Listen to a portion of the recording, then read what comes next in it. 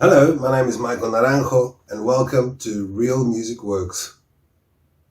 Today I'm going to be talking about an album that I was able to produce, and it was the very first big sort of high profile band with direction from A&R, first record company producing job.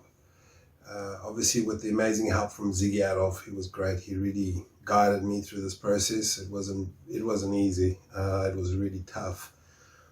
So in this record label, I was able to sort of learn how the process of pre-production really works, and I saw how Ziggy had a formula, and I kind of really understood why that formula was kind of out there, and what was kind of a production aimed at making sure that it can make the airwaves.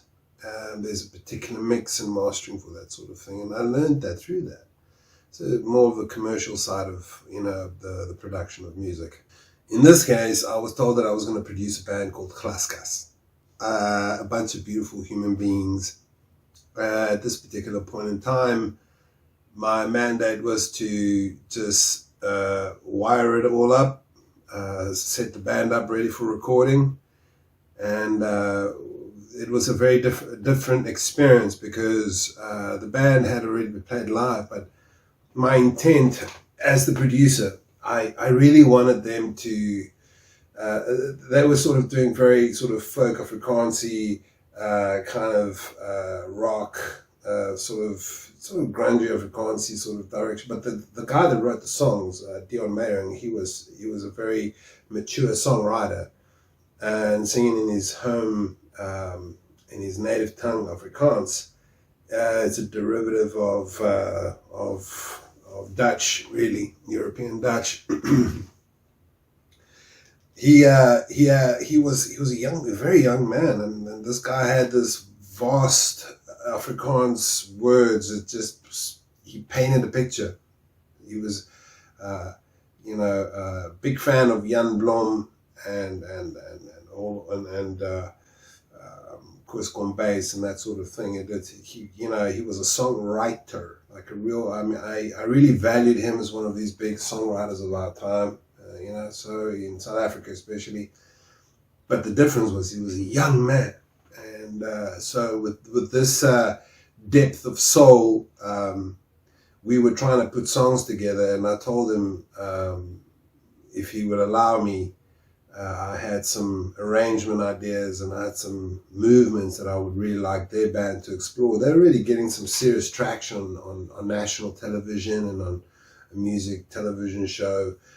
So they were also a touring band, but they were also students. So what happened was on that and off that, they would come through and lay this stuff down. And what I would do is, at this case, I was sitting with Dion on his own as he was putting his guide tracks down, and then I would work out sort of some idea how the bass should be put down. I put all these instruments down. He would come in, listen to the parts, learn it, go back with the band, go and rehearse with the band. The band would come in and lay it down. So there are moments that there are bass parts that I kept in that I did, some guitar parts that I kept in that I did. That was just for production. That I had an intent with the album. But most, I would say 70% of that record was basically the band themselves. Everything else was sort of, you would have your additional musicians putting their bits on, like backing vocals, whatever it may be. But the essence was, this was the birth of how this band was starting to form. And now they were sort of sounding as thick and as strong and as powerful for a three-piece band up against other really big hard rock South African, or should I be bold enough to say international bands that had that same sort of thickness and quality and sound. And once Ziggy mixed it, it sounded amazing. And Ziggy also, he had his touch on it. He's got a fantastic way of arranging strings and and orchestration and stuff like that. So Ziggy had a huge influence on that record too. So I really cannot take all the credit for that. Ziggy was the one that would help me probably every day at least.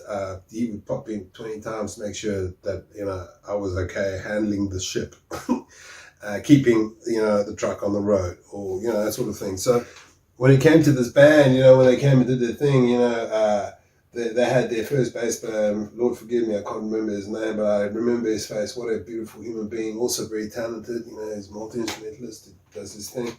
He had Lorca, the drummer, and he had Dion Maiding, and then obviously, you know, the angels that are screaming over there. This was the special edition that came afterwards, and that normally happened when the band's sort of rising and they're doing well. You know, they get a bonus disc. It's got like, you know, 3 or 2 music videos with maybe 1 or 2 live performances or making of or whatever. So that was pretty cool. So this was really growing, and that was their first album that I had an experience as a music producer to be involved with. I learned a lot through that period. I got to tell you, I worked so hard that by the time I heard the final production, it was coming to that actually. Let me tell you this story.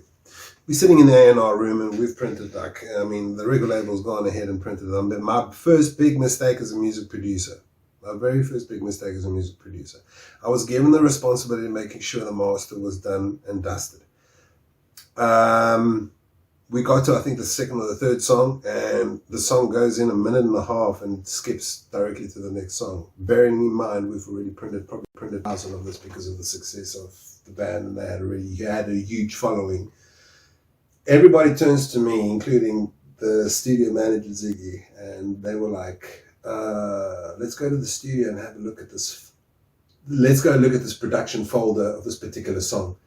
What had happened in the DAW or the DAW or Nuendo that I was working on then, I hadn't taken the blue cursor all the way to the end of the song. It was only that way because obviously I was working on something there and I made a loop for Dion so he could practice. Must have happened.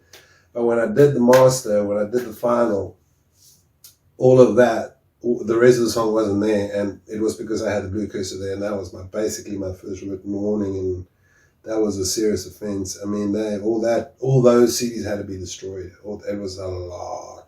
It was a big loss and a huge lesson that I think is the first thing I do today, making sure if I send a client the song, that's the first thing I do, make sure that the cursor is done and dusted. Done and dusted. Finished. So that was a huge lesson I had, you know. That became a joke in the studio. It was like, hey, Mike, is it all the way to the end, eh? Yes. I closed myself back in the studio and just carry on working. So from this, they really did well. They started cooking. The label did the music video, and they shot up the charts, and they did so well. I was super proud. I mean, everywhere I was going, I was seeing, hearing the band play in the Afrikaans circles and all of that sort of thing. Has a huge following, by the way. It was phenomenal. It was quite a rise. I saw the band just explode. I went to go see them once or twice, and they sounded, if not better than the record, even as a 3-piece. So it was quite something, really quite something to witness. Their whole attitude was so lovely. These were 3 lovely human beings that took direction, trusted me, and trusted the team that was doing the record. So, yeah, I think that we really put out something really special on this record. It still stands the test of time, and it still sounds good till today. So, Glaskas became a really strong household name. Getting offers from, you know, films to write music for films that were being made in Afrikaans, comedies, which is a huge cult classics over here in South Africa. So yeah, Glaskas. When Glaskas would come and they actually brought me a copy and they signed it for me, I was so proud of this. It was, for me, it was something that I felt that, okay, cool. After all the years of me putting songs together, the real secret was that I never knew how to use the DAW or the DAW, the Nuendo recording program, because I was working on this digital without a screen. I had a little screen with little waves hitting up and down. You know, that's what I had. I didn't have a mouse and edit and cut and see what I was doing. was a huge learning experience. I loved every moment of it. I learned so much, made a lot of mistakes, and I made sure that the follow-up record was going to just blow up. So, yeah, luckily we were able to do another record for Glaskas, and they wanted me in the bag for that one. I really appreciate it. So that is Real Music Works, my first real producing job to produce a band. Don't forget to subscribe, follow us on social media, ding, ding, ding, ding, and I hope you had a good one. God bless and have a good one, and thank you to check out how Real Music Works. My name is Michael NARANJO, and I'm signing out.